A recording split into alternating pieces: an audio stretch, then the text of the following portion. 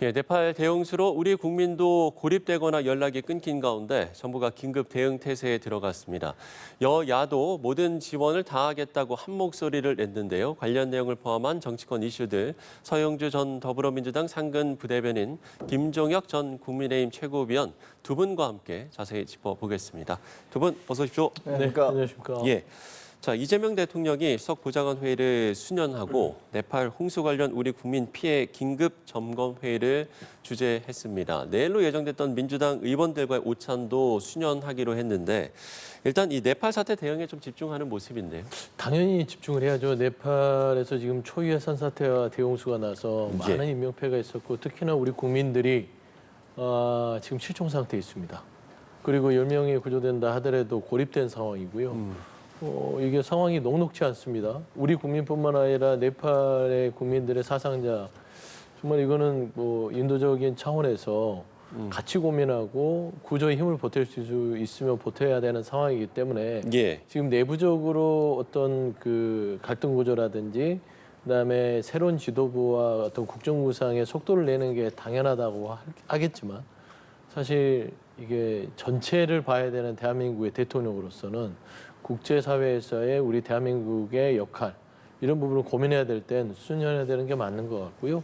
사실 저는 뭐 우리 국민들의 안전을 먼저 생각했을 때는 모든 자원과 수단을 다 동원해서라도 지금 실종된 우리 국민 9명을 찾아내는 것들 이게 어떤 것보다도 우선되지 않을까 그런 측면에서는 당연한 조치다 그렇게 말씀드리고 싶습니다.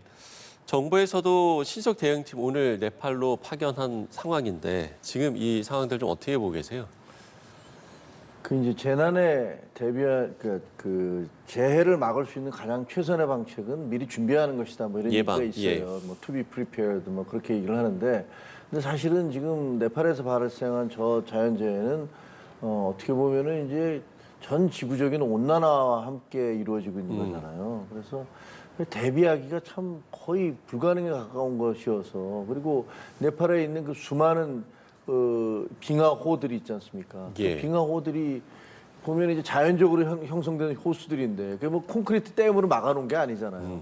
그러다 보니까 온도가 올라가게 되면 그러면 이 얼음들이 녹으면서 방벽들이 그냥 한꺼번에 무너져 내리는 붕괴하는 그런 붕괴하는 이른바 빙하 폭발 현상, 빙하호 폭발 현상 이런 것들인데 대통령이나 뭐 대통령이 됐든 여야 정치권도 참 답답하죠. 이거 사실 파견은 하지만 그렇다고 해서 뭐 저렇게 소수의 인원을 파견한다고 해서 우리가 할 수 있는 것들이 그렇게 많지는 않잖아요.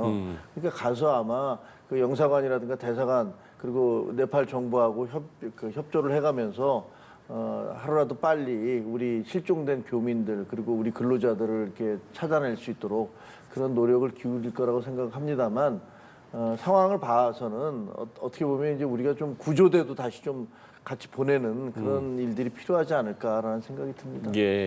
지금 이제 국회에서도 그 현지에 가서 지원할 수 있는 부분, 뭐 외통위에서 이런 부분이 있는지 좀 검토 중이라고 하는데 국회 차원에서는 어떤 좀 노력이 필요할까요? 일단 뭐 입법적 지원 부분이라면은 그 정부에서 구조들을 보내는 데 있어서의 어떤 그 뭐 예산 지원이라든지 그다음에 그 국외로 군을 보낼 수도 있습니다. 사실상 이제 구조대를 보내는 데 있어서 상황이 심각하다면 군 구조대를 보내야 되는 상황도 올 수 있어요. 왜 그러냐면 네팔 현지에 있어서 지금 구조 장비 자체가 굉장히 열악한 상황이고 뭐 헬기든 구조 장비든 이런 것들이 네팔 정부가 저는 사실 갖춰져 있다고 생각지도 않고 전문가들도 부족하다고 얘기를 합니다. 그리고 2차 홍수가 지금 우려되는 상황에서 무엇보다도 신속하고 좀 재빠르게 지금 현재 그 2차 홍수에 피해를 입을 수 있는 사람들을 빼내야 돼요. 그러려면 아무래도 장비 지원도 있어야 되지 않냐. 그러려면 이제 국회에서 이런 것들을 좀 논의해서 빨리 결정해서 정부가 갈 수 있는 그런 어떤 프로세스들을 뒷받침하는 것들이 국회의 일인데 이게 저는 이제 개인적으로도 보면은 기후위기라는 게 우리 인류의 숙제처럼 와 있는 것인데 여기에 참 잘 대비해야 되는 거예요. 기후위기가 눈에 안 보이기 때문에 뭐 그냥 뭐 탄소 배출 같은 것들 좀 협조하고 하면 되지 않겠냐. 근데 그렇지 않은 것 같아요. 이게 사실 네팔은 그 높은 해발 속에 빙하호들이 있는데 사실 지금 이 기후 온난화로 인해서 재난을 지고 있는 거하고 비슷한 거거든요. 네팔 같은 경우는. 그래서 이런 부분들도 국제사회에서 어떻게 이 재난으로 변할 수 있는 이런 상황들을 대비할 수 있는지 이게 차후에 또 국회에서도 논의를 해야 되지 않겠냐. 좀 그런 생각까지 해봤습니다. 예. 두 분이 이제 공통적으로 지구 온난화 또 기후 위기 이 부분을 이야기를 해주셨는데 사실 지금 뭐 전 세계 곳곳에서 이런 뭐 이상 기후로 인한 이런 뭐 재난들이 좀 발생을 하고 있기도 하고요. 그런 부분에 있어서 정치권에서도 앞으로 어떤 역할을 할 수 있는가 이런 부분도 좀 고민을 해보긴 해야 될 것 같거든요. 사실 미국의 역할이 굉장히 중요하거든요. 네. 그런데 뭐 트럼프 정부가 들어선 다음에 트럼프 정부는 거꾸로 지구 온난화는 사실이 아니다. 뭐 이런 주장을 하고 있잖아요. 대통령 스스로가 나서서 좀 굉장히 무책임한 태도다라고 보여지는데 실질적으로 뭐 전 세계적인 기상 이변으로 인해서 그 보면은 뭐 빙하가 녹고 그 다음에 그 화재가 그 계속 발생하고 뭐 화재, 있잖아요. 가뭄, 네, 그렇습니다. 그러니까 가뭄 같은 것들이 이루어지고 있는 것들은 지구 온난화라는 것은 이제 뭐 현실로서 우리에게 다가오고 있는 재앙인 것이고 이것은 더 문제는 어느 한 정부의 노력이라든가 힘으로만은 될 수는 없는 것이다라는 것이죠. 그리고 어떻게 보면 강대국일수록 더 그 거기에 대한 책임감이 커요. 그동안에 본인들이 발전하고 성장하면서 내뿜어낸 그런 어떤 산소, 탄소 이런 것들이 그 유발한 거잖아요. 어떻게 보면 그러니까 이거 뭐 이런 얘기 저희가 여기서 한다고 그래서 뭐 귓전으로나 듣겠습니까? 하긴 하지만 어쨌든 범지구적인 차원에서의 어떤 대책이 필요하다. 그러나 그런 것들이 이렇게 쉽게 이루어지지 않을 것 같아서 참 안타까운 마음입니다. 예, 알겠습니다. 자, 네팔 사태에 대한 이야기를 좀 잠시 해봤습니다. 정치권 이야기로 넘어가 보겠습니다. 오늘 민주당과 또 국민의힘에서 이 워크숍과 연찬회를 진행합니다. 일단 민주당 이야기를 해볼게요. 민주당 워크숍에서 어떤 좀 논의들이 이루어질 거라고 보세요? 사실 앞서 이제 자료화면에서도 나왔겠지만 결국에는 민생이 최우선의 목표다. 일을 하자. 이게 이제 첫 번째 목표고 일을 하면 성과를 내야 되고 성과를 내고 나면은 그 성과가 우리의 성과가 아니라 국민들이 흡족할 수 있는 성과를 내야 되는 것이죠. 사실 이제 큰 방향에 있어서는 이재명 정부의 지금 2년 차를 맞이해서 해야 될 일이 굉장히 많습니다. 그래서 첫 번째 숙제는 우리 민주당 내부로부터 전당대회 끝나고의 어떤 갈등들을 봉합하는 게 첫 번째가 있을 것이고 이 워크숍이 그런 계기가 돼야 될 것이라고 봐요. 아마 그런 쪽으로 얘기들이 올 것이고 두 번째는 사실 이 민생을 그 조금 더 구체화하고 손에 잡히는 상황들로 집권 여당의 책임, 그다음에 이재명 정부의 어떤 성과로 내비치려면 당정청이 호흡을 맞춰야 됩니다. 그러면 그런 의미에서는 꼭 지금 이 정부가 국정과제로서 추진하는 입법에 대한 통과, 그다음에 지원 이런 것들을 어떻게 우리가 체계적으로 할 수 있을 것인지 입법 예산에 대한 고민들을 구체적으로 얘기를 나눌 것으로 보는데 손발이 맞아야 국민들이 듣기에 보기에도 좋고 장단이 잘 들릴 거 아니에요. 저는 그런 의미에서 중요한 이제 워크숍인데 뭐 이번 연찬회에서는 새로운 지도부 특히나 이제 김민석 대표는 전직 총리였기 때문에 아무래도 국정의 어느 정도의 전반의 흐름을 잘 아는 그런 당대표가 들어섰어요. 그래서 저는 그 대통령과는 좀 더 호흡이 잘 맞지 않을까. 안 맞으면 좀 이상하지 않을까. 그런 생각을 합니다. 예, 어떻게 좀 보세요?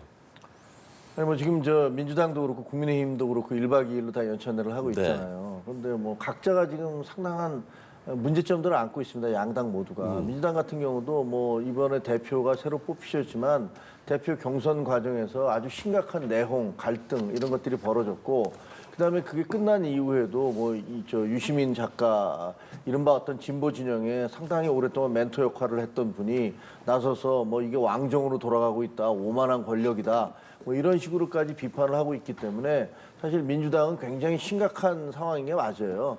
그러니까 그런 것들을 극복하기 위해서 아마 이제 단합과 통합 이런 것들을 강조할 거라고 생각이 되어집니다. 그리고 또 지금 이제 대통령 지지도도 하락하고 있고 민주당의 지지도도 올라가지 않고 있어요. 뭐 국민의힘보다는 훨씬 높습니다만 그런 이유가 뭔지 보안수사권 폐지하겠다는 것들을 통과시키고 난 다음에 이 비대화된 경찰권 그래서 지금 막 사고가 터져 나오고 있지 않습니까?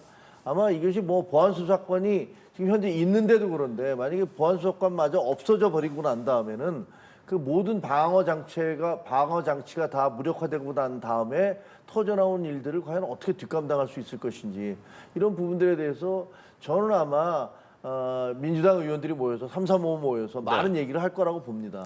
그래서 이틀 동안의 연찬회가 끝나고 나면 그동안에 해왔던 어떤 정책적인 부분들 일부 예를 들면 김용민이라든가 뭐 이런 의원들이 일방적으로 밀어붙였던 그런 강경 노선 이런 것들이 과연 변화할 수 있을 것인지 저는 변화해야 된다고 생각하거든요. 변하지 않으면 분명히 국민적 심판이 따를 것이다 이렇게 봅니다. 예. 자, 국민의힘 분위기도 좀 살펴보겠습니다. 오늘 이제 연찬회에 중징계를 받은 의원들도 참석을 하게 되는데 장경태 대표와 글쎄 어떤 좀 분위기를 예상해 볼 수 있을까요? 제가 뭐 이렇게 민주당에 대해서 얘기하지만 저희 당은 더 심각하죠. 따지고 보면 뭐 할 얘기 별로 없습니다. 뭐 예. 줄줄이 징계 정치가 이루어지고 있고 그다음에 무슨 줄 세우기 뭐 당협위원장들을 모두 갈아치우겠다는 뭐 모두가 가는 건 아니지만 당원 중심주의라는 어떤 그런 이름 아래서 실질적으로는 뭐 당대표 줄 세우게 하려는 거 아니냐 이런 의구심들이 계속 있잖아요. 그래서 민주당과 집권당이 이렇게 국민들로부터 외면당하고 있음에도 불구하고 국민의힘 지지도는 올라가고 있지 않고 신뢰도 역시 전혀 상승하고 있지 않은 그런 양상입니다. 그래서 이번 연찬회를 통해서 근데 저희 당의 문제는 사실 당대표 개인의 문제가 제일 큰 거라고 저는 생각을 해요. 네. 많은 사람들이 당대표가 이렇게 가면 안 된다라고 얘기하고 있음에도 불구하고 당대표는 뭐 소수의 자기 진영의 사람들만의 어떤 그런 입맛에 맞도록 그런 행동들을 하고 계신 거 아닌가 이런 생각이 들어서 이번 연찬회를 통해서 과연 장동혁 대표가 당의 현실에 대해서 얼마나 그것을 자각하게 될지 그리고 의원들이 얼마나 쓴소리를 하게 될지 그런 것들이 굉장히 주목됩니다. 네. 의원들의 쓴소리가 좀 나올까요? 분위기 어떻게 전망하세요? 의원들의 쓴소리가 나올 수는 있겠죠. 중진 의원들이 지금 벼르고 있는 것이고 장동혁 대표가 중진 의원들에게 네. 희생을 얘기했잖아요. 희생이라는 거는 사실 그 공천에서 배제할 수 있다. 그런 얘기로 들릴 수 있거든요. 그래서 몇몇 중진들은 장동혁 지금 대표의 최근의 징계 정치 플러스 뭐 당원직선제로 포장된 줄 세우기 당협위원장의 교체 시도 이런 것들에 대해서 연찬회에서 좀 얘기할 수 있고 그리고 중징계를 받았던 사인의 의원들도 참여를 한다는 거 아니겠습니까? 가만히 있겠습니까? 그래서 저는 국민의힘의 이 연찬회가 가장 좀 시끄러울 수 있는 가능성이 높다. 다만 이제 연찬회 그 전직 대통령이었던 국정농단으로 탄핵당한 박근혜 전 대통령이 등장을 한다면 예. 더더욱 시끄러질 수 있는 가능성들이 있어서 이번에 연찬회는 내일로 나가는 연찬회라기보다는 장동혁 대표의 지금 현재의 장악력이 어느 정도 수준에서 인정이 받는가 하는 시험대가 될 수 있는 연찬회가 돼서 상당히 이 연찬회 이후에 새로운 뉴스들이 쏟아질 것 같다는 생각이 좀 듭니다. 그렇군요. 네.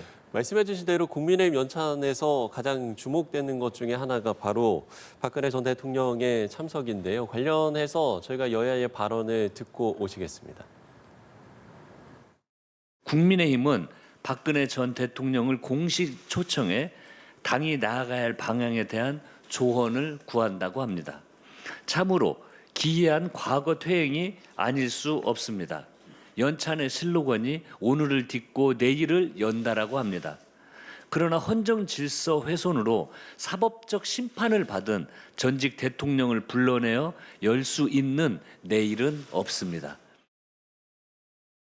박근혜 전 대통령께서는 국민의힘의 통합과 또 국민의 통합을 위해서 목소리를 내오신 분이십니다.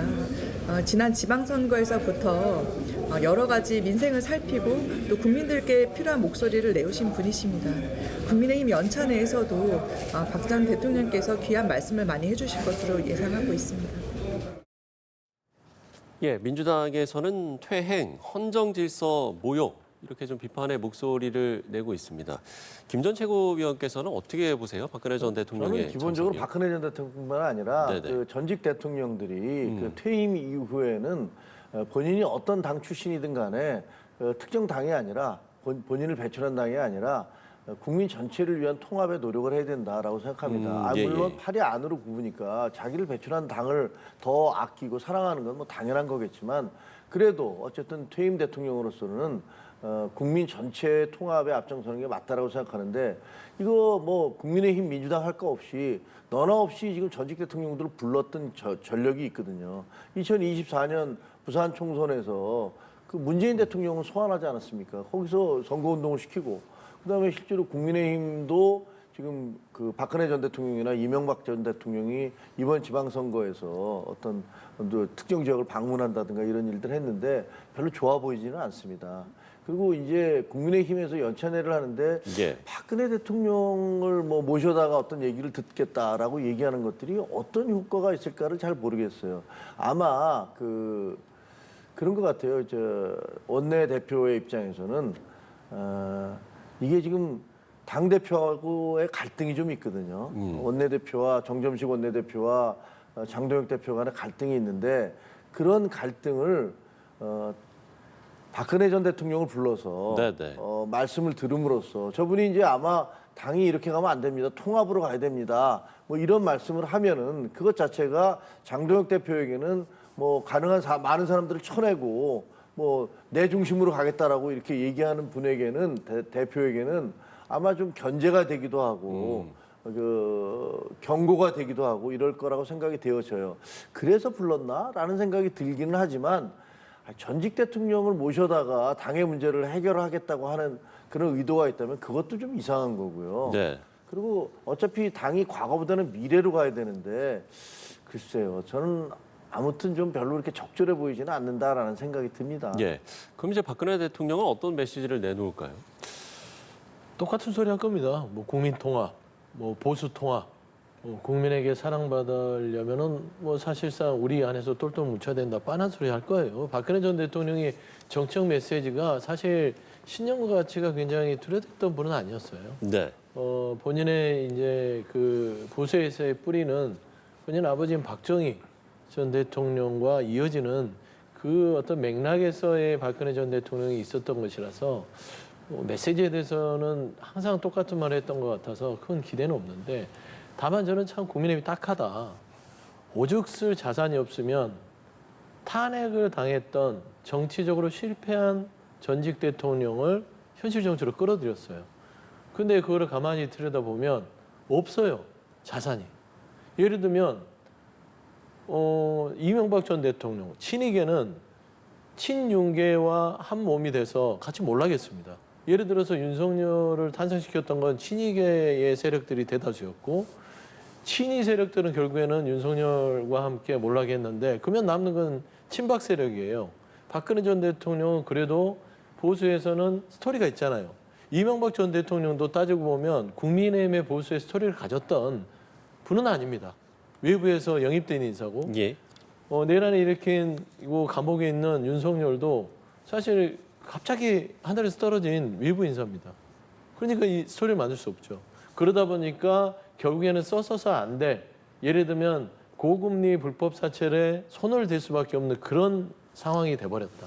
그러면 박근혜 전 대통령을 데려오지 않으면 지금 현재 국민의힘이 구심점 찾을 수 없으니까 울며 겨자 먹기식으로 뭐 출연을 시켰는데 과연 이 결말이 좋게 끝날 것인지 국민들은요.